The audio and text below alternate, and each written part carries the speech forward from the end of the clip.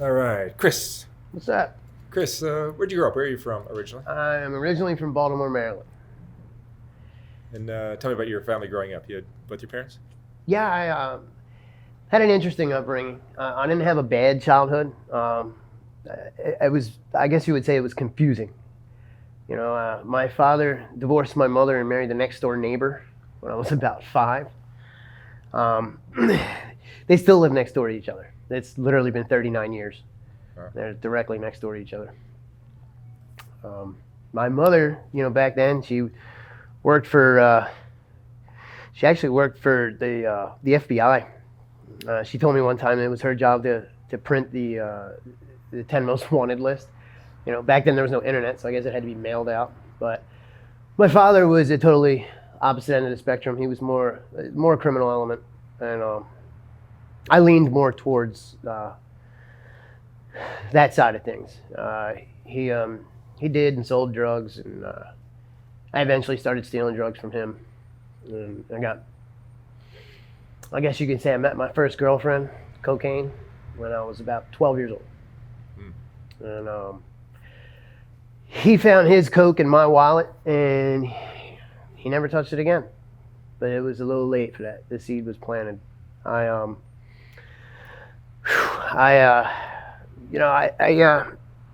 I grew up, it was, I guess, you would say it's like 5-6 miles maybe from the city line.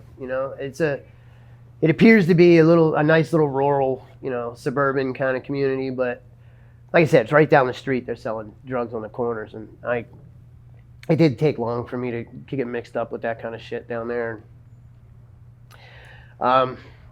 As I started to get a little older, my early teens maybe, the rave scene was starting to become popular, and I got mixed up in that pretty heavily. Sold a lot of drugs at those clubs to the point where I was making more money than my parents, so I dropped out of high school. I got introduced to a lot of, you hear about the street drugs like heroin, cocaine, that kind of thing, but I got introduced to a lot crazier shit getting involved with that. Just meth and PCP and ecstasy, ketamine, all that kind of stuff. And as a matter of fact, my motto was, if it ain't synthetic, it's fucking pathetic.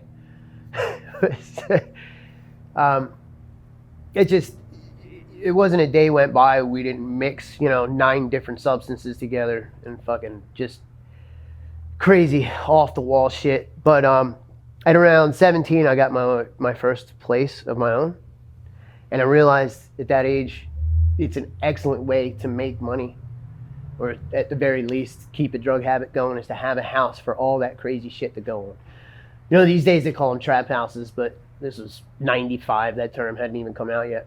Yeah, man, I continued that same behavior up to the age of 40 when I came out here to get my shit together. But How far did you go in school? Huh? How far did you go in school? I dropped out halfway through the 12th grade. I ended up going back some sort of external diploma program type of thing, kind of put a smile on my mother's face, but I never used it for anything. Yeah. But yeah, man, me and school never got along. That was the place where you buy and sell drugs. You know what I mean? It had no other purpose. Getting involved with that rave scene really kicked addiction in the ass, man. Like it kicked it in strong. I ended up in prison for burglary.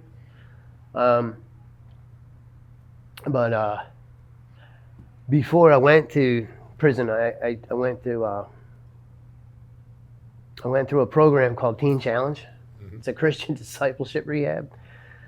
I did everything opposite of what I was supposed to. I robbed the fucking collection plate.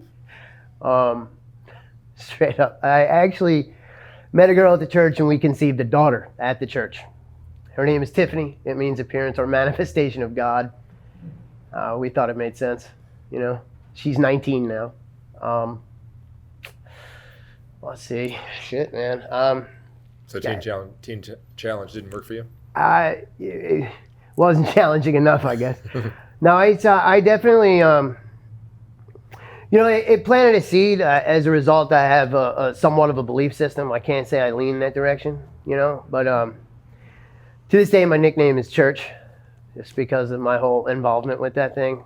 You know, I was helped out with the youth group a good bit, and I don't know, it definitely didn't work. You know, right back out to the same old behaviors, which, like I said, landed me in prison. When I got out, I've always been an artist. I've been drawing my entire life. You know, it was something that it's actually the only constant. You know, even if I were high, I would sit down and draw. You know, when I was in prison, everybody's tattooing, and I was always drawing, and they were trying to get me involved, and you know, I would like burn ink and that sort of thing. But I didn't actually tattoo in prison because I wanted to learn it properly rather. So when I got out, I sought out an apprenticeship. You know, it's a difficult industry to break into back then, but I managed to pull it off. You know, before I started tattooing, I was drawing portraits with a ballpoint pen. So I just had to find somebody, and I was impressed enough with what I was doing to kind of, you know, give me a start, give me a spot to start, whatever. It didn't take long. It blew up. Not to toot my own horn, but I'm pretty good at it. You know, doing tattoo conventions and just reaching. I reached this plateau where it wasn't enough. You know, that first 4 years of my career, I was clean, but only because I used tattooing as a drug, if that makes sense. Mm-hmm. Like, I wanted to learn as much as possible. I wanted to grow. I wanted to meet people. I wanted to become part of like that whole community. And like I said, it wasn't enough. I had a dentist give me Percocets for a root canal, and that took me on a 10-year run. That one prescription seemed to last a solid decade. When I fell off the wagon, I had, you know, a $250,000 home on a half acre, swimming pool, all the toys. I had a girl. We had 2 children. You know, we were living together. And I always say we replaced the Christmas tree with a stripper pole when she left, and just kept it moving. She left. She took the kids with her, and I got back on that whole trap house routine. And this house was crazy. At one point, we had to pull the carpet up because there was so much blood all over it. Fighting, shooting up, just anything you can do with a house to make money, I did. You know, guns, drugs, prostitution, even housed illegal immigrants at one point. They gave me like $1,600 a month to keep them in the attic. This is where? Baltimore. Baltimore. Yeah. As a result of my behavior in that specific house in that neighborhood, I got arrested 6 times in 5 months. 2 of those arrests were house raids at the same house. And wow. I had retained a pretty good lawyer. You know, he was actually a lawyer that used to play cards with my father when I was growing up, oddly enough. But he was able to, I don't know how they do it. I really don't. Send money to the right places, whatever. But I ended up on house arrest. Had the ankle monitor on. And I was looking at like 6 years if I violated. So me and my infinite wisdom, I cut it off. And I ran down to South Florida. You know, that old saying, wherever you go, you take you with you. You know, well, I took me with me. I was stealing cars down there. I was doing all kind of horrible shit. So once you cut your ankle monitor off, you're on the run? Yeah. I ran for, it was about 8 years. Are they actively looking for you? Oh, yeah. They were actually chasing me out the back door of tattoo shops, you know, in Florida. Like, they were diligently searching. Yeah, one of those stolen cars, I hit a telephone pole with in Delray. A transformer exploded above my head and caught the neighborhood on fire. It was 7 city blocks went black. It was $13,000 damage to the city of Delray. They found me like 4 blocks away. I had run from the scene, you know. I woke up in a jail cell the next morning with a warrant for cutting the ankle monitor off, and somehow or another they released me. So how I tiptoed out of the jail, I knew they fucked up. But, sticking with tradition, I ran again. This time I ran down to Key West. And that's, again, a whole nother world down there. You know, Duval Street is like a little mini Mardi Gras every night.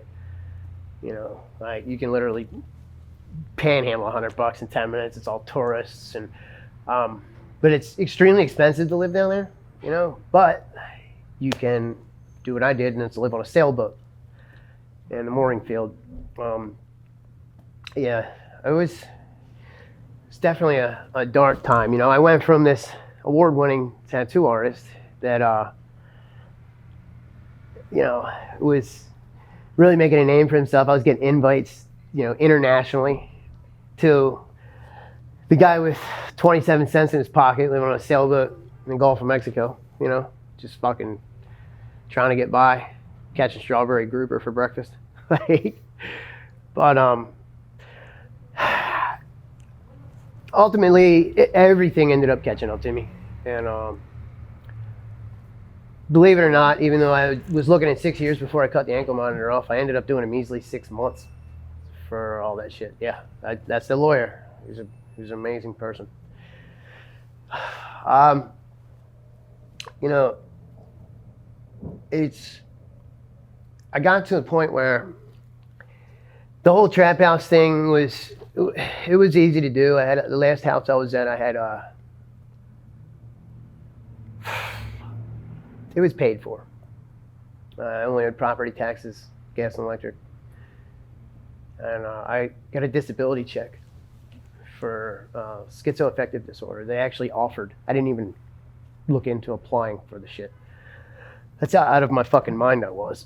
The point is, the check covered all those expenses, the house itself. And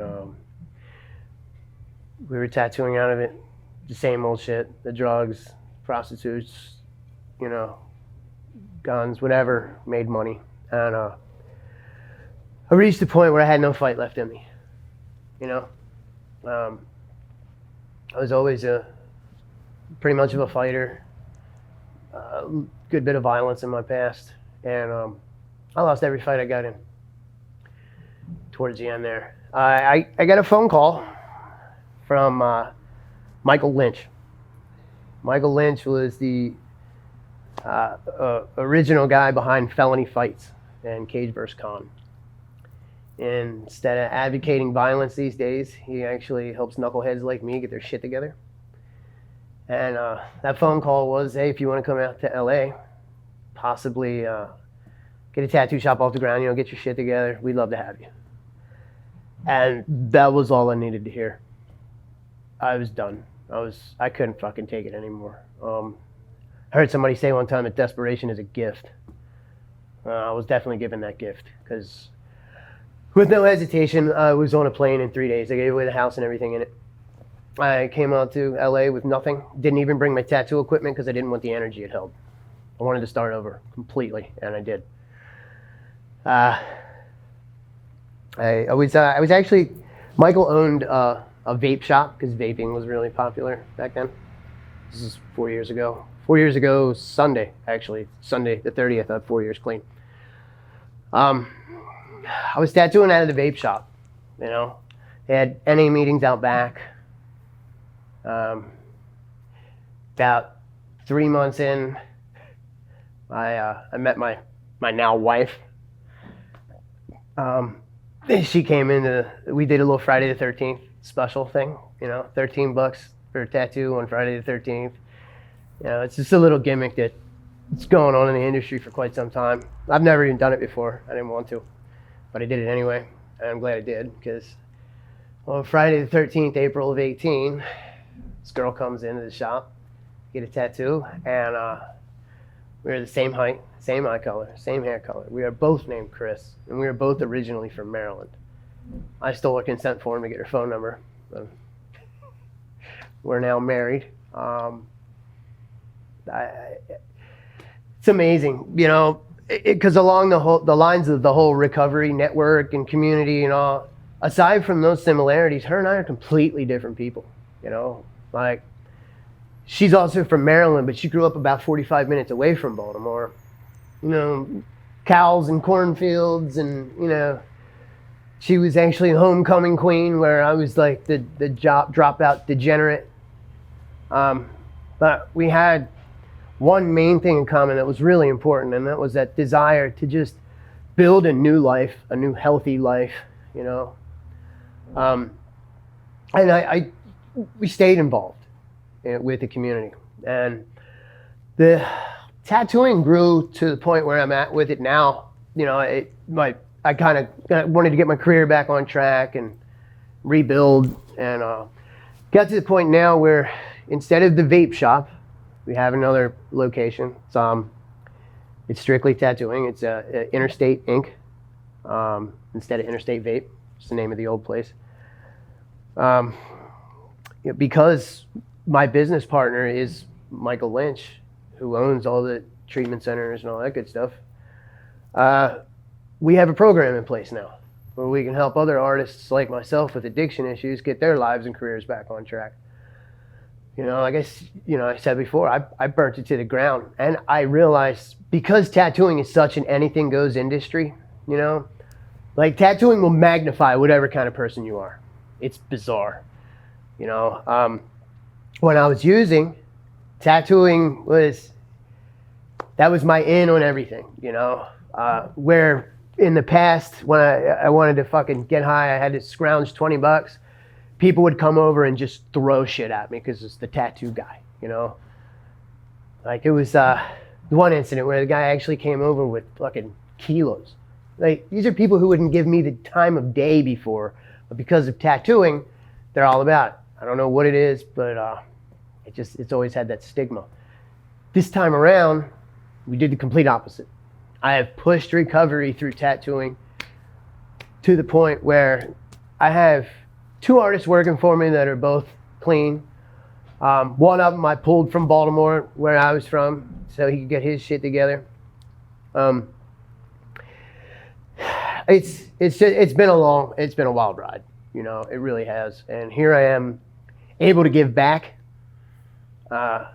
which was something I never thought I'd even be interested in doing. You know, I was extremely selfish, self-centered. But now these days,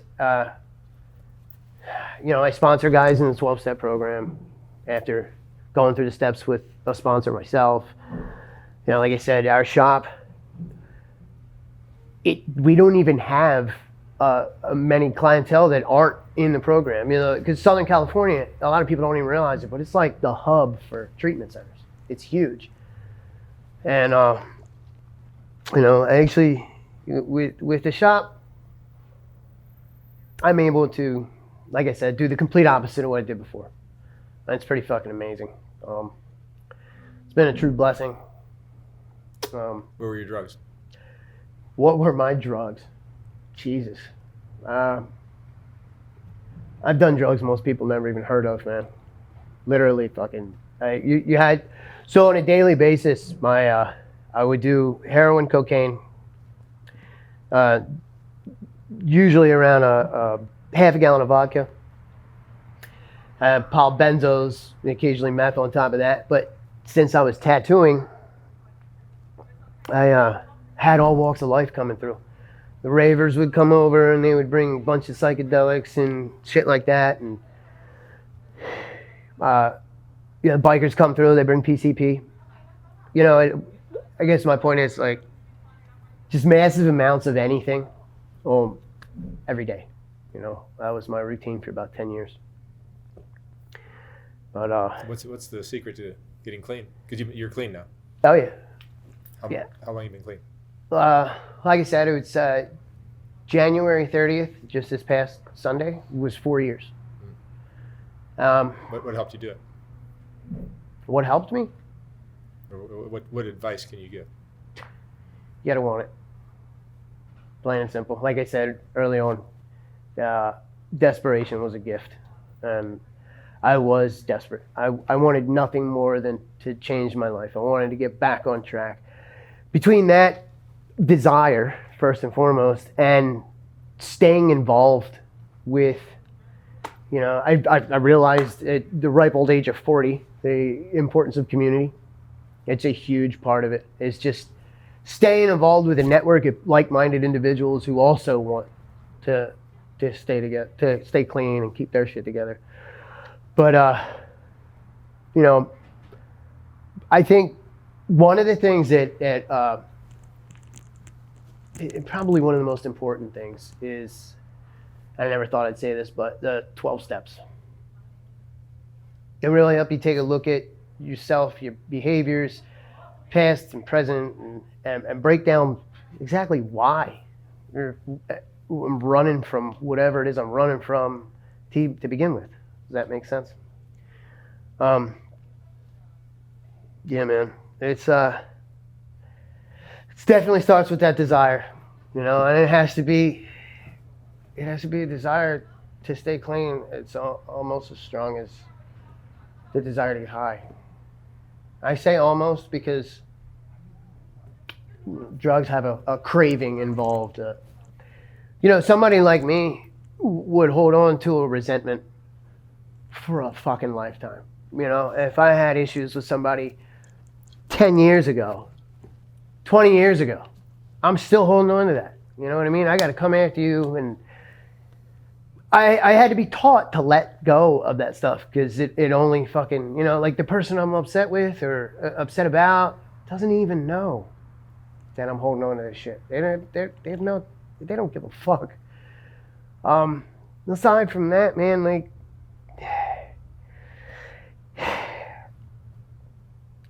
like I said, I had enough. Yeah. That was the biggest thing, and as a result, I'm able to help others, reach a point where I'm at. Like, I started something similar to this, where I'm, tattooing at the shop. I keep hearing these stories, because while I'm working, I got other people who, we've got these crazy ass stories. They're clean now, and we start talking and we start bullshitting, and I started filming their stories, like you're doing, the Broken Crayon show, because even broken crayons still color. I thought it was a cool. A friend of mine came up with the title, and I ran with it. It was a metaphor that worked, man. Because people like myself and so many others are straight up broken. But what do you think the reason that drug addiction is such a common thing in our country is? Oh, wow. That's, Christ, it's almost a loaded question, with the pharmaceutical companies. And, I had a friend of the family, like, my mother's friends and shit, who were, their kids were nothing like me. They grew up, valedictorian type, status, perfect GPA, all that good stuff. And as a result of like a sports injury, they're dead now because they got hooked on OxyContin, or, it's absolutely insane, man. There's so many fucking contributing factors, I don't care which side of the game you're on, it's big money. I've always said no matter what the issue is with society, government, whatever, follow the money, and it's, people at the top of those situations, they don't give a shit who gets hurt, who dies, like this fentanyl shit that's going on now. Before I came out here, the 8 months prior to coming to LA, like I said, that whole trap house situation, I saw more overdoses in that 8 months when fentanyl was starting to take hold than I saw the entire 25 years total combined prior. That's fucking disturbing. To me, it would be bad for business. You know what I mean? Like, you're losing all your kill customers. your fucking clientele, but I don't know. Something about it. But yeah, there's so many reasons, For somebody like me, I started using when I was so young that, You know, I was still that scared little boy whose father left, all the way up to the age of 40, if that makes sense. You know, because whatever I was running from originally was compounded by the next bullshit that I brought on myself. Year after year after year, creating more problems on top of the problems I was running from. You know, and it's crazy because once I finally got clean and I came to that realization, I thought, wow, what a pussy. You know what I mean? Like, I'm running from something, you know, at the age of 40 that took place when I was 5. It sounds pathetic to me now that I'm on the other side of it. And I don't know, it's a hard realization for people to come to. It really is. I know, because I talk to some of these younger cats, man, and I'm like, dude, you know, this shit is gonna kill you. It's not a matter of if, but a matter of when. You know, if you do fentanyl, you will die. It's, you know, it's not like shit was back in the day. You know, when somebody got high and fell on the floor back in the day, we would laugh because we knew they'd get back up. It seldomly didn't rise to their feet, but now it's all she wrote. You know, it's. The thing is, I could tell these kids that are blue in the face, this shit's gonna kill you. I don't give a fuck. They don't even seem to, it doesn't faze them. It's bizarre. But I've been there, so I understand it. I don't know. It's a confusing situation, man. It really is. But I know of 9 people that I was close to that have passed away in like the past 3-4 weeks. 9. And, you know, that's, you know, I had my shop, I kind of teamed up with another addict who is making watches. And I had him do some custom watches for me with my logo on the face. Found out, you know, by opening Facebook that he was gone. Just so many people you end up getting close to, and like that, they're gone. Gotta cut my hair, gone. Fucking, you know, the list just, it goes on and on and on. It's really just, it's got its fucking claws in everybody, you know, and they're putting it in everything, which doesn't make any sense to me. You know, fentanyl's a downer. Why would you put it in cocaine? You know, who am I? Obviously, not that kind of businessman, because I don't get it. Tell me about tattooing. Why is tattooing so popular now? Well, when I got into it, it wasn't as mainstream as it is today. Got into it about 19 years ago. But then the TV shows.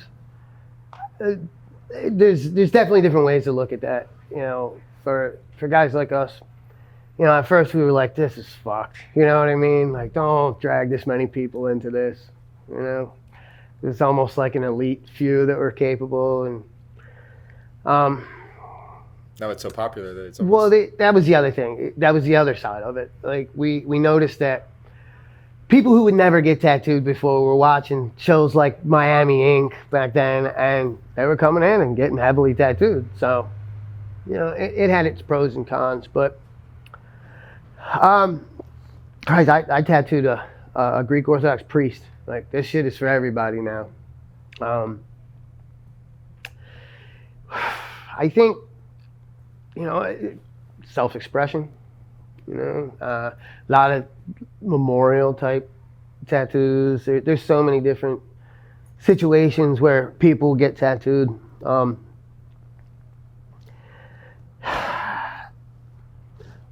not really sure why, but I'm glad it is because it pays my bills. What's the craziest tattoo you've done? Yeah, I get that question a lot, and well, I got a fun one for you. My wife, as I said earlier, my nickname is Church. My wife has church parking only right here. I had this one dude years ago. I did a pussy on his ribs, so that the armpit hair is pubes. Just, you know what I mean? Like, just off the wall shit, you know. Some of the stuff people ask for is just downright crazy. Some of the names, they just want to get like their kid's name.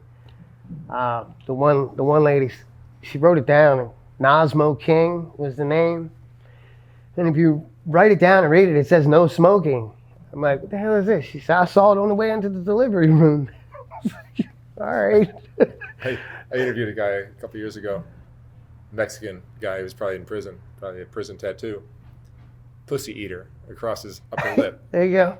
Then you know. Right? Like, is that? I'm not sure what that's going to lead to. But. Run it.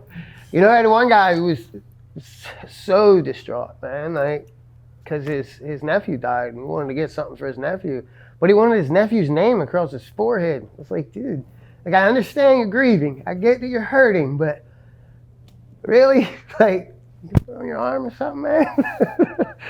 I don't know. It's crazy. I can't think of more off the top of my head, but I know there's some fucking crazy shit. I did a shocker recently. You know, these two fingers are covered in cum, and this one's covered in shit. Like, you know, fuck. Yeah. What would you say is the most important thing you've learned in your crazy life? That's simple, man. Ride the wave. Stop getting in my own fucking way and just watch it unfold.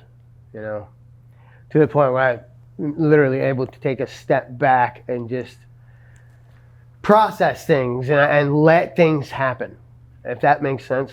You know, we're always so eager to do and say and fucking get in our own way. And for me, especially, very impulsive, you know, just being patient and like I said, ride the wave, watch it unfold. Beautiful. All right, Chris, thank you so much for sharing your story. How'd I do? You did great.